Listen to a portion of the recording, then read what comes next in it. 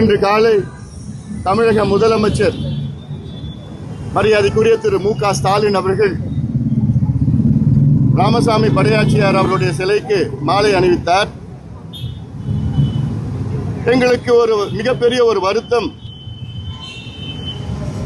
ராமசாமி படையாச்சியார் அவர்கள் வாழ்ந்த காலத்திலே எதுக்கு பாடுபட்டாரோ அந்த கோரிக்கையை முதலமைச்சர் ஸ்டாலின் அவர்களால் நிறைவேற்ற முடியவில்லை, நிறைவேற்றுவதற்கு மனமில்லை. அவருடைய கோரிக்கை என்ன? தமிழ்நாட்டில் தனிப்பெரும் சமுதாயம் வன்னியர்கள் மிக மோசமான ஒரு சூழலில் வாழ்ந்து கொண்டிருக்கின்றார்கள். அவர்களுக்கு தனியாக இடஒதுக்கீடு வேண்டும் என்ற ராமசாமி படையாச்சியாருடைய கோரிக்கை. அது மட்டுமல்ல, உச்சநீதிமன்றம் தீர்ப்பு வழங்கி, அதாவது உச்சநீதிமன்றம் 1265 நாட்களுக்கு முன்பு மிகப்பெரிய ஒரு தீர்ப்பை வழங்கி இருக்கிறது.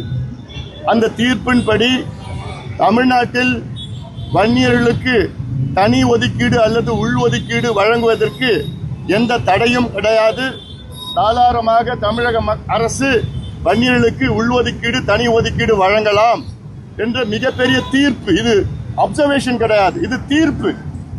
அந்த தீர்ப்பிலே பாகம் 68, 73 பேராகிராஃப் இதிலே தெளிவாக சொல்லியிருக்கின்றார்கள். இந்த தீர்ப்பு 1265 நாட்கள் ஆகிறது. 30 நாளில் சாதாரணமாக கொடுக்கின்ற அந்த இடஒதுக்கீடு இன்று வரை முதலமைச்சர் ஸ்டாலின் அவர்கள் அதை நிறைவேற்றவில்லை.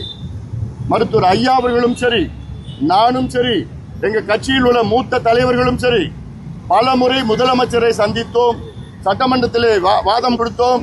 அது மட்டுமல்ல, அதிகாரிகளையும் அமைச்சர்களையும் நூற்றுக்கணக்கான முறை சந்தித்தோம். பேக்வர்ட் கிளாஸ் கமிஷன் சேர்மனையும் நான் சந்திச்சேன்.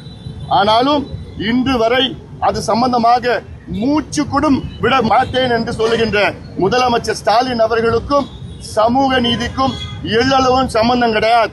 திமுகவுக்கும் சமூக நீதிக்கும் எந்த சம்பந்தம் கிடையாது.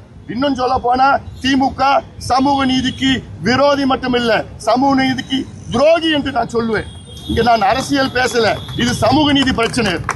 சமூக நீதி பிரச்சனை என்ன செஞ்சிருக்கணும்? இன்று தமிழ்நாட்டிலே சாதிவாரி கணக்கெடுப்பு நடத்த வேண்டும்.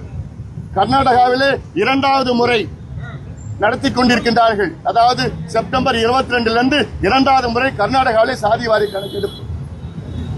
தெலுங்கானாவிலே முடித்து விட்டார்கள், பீகாரிலே முடித்து விட்டார்கள், ஒரிசாவிலே முடித்து விட்டார்கள், ஆந்திரா, ஜார்க்கண்ட்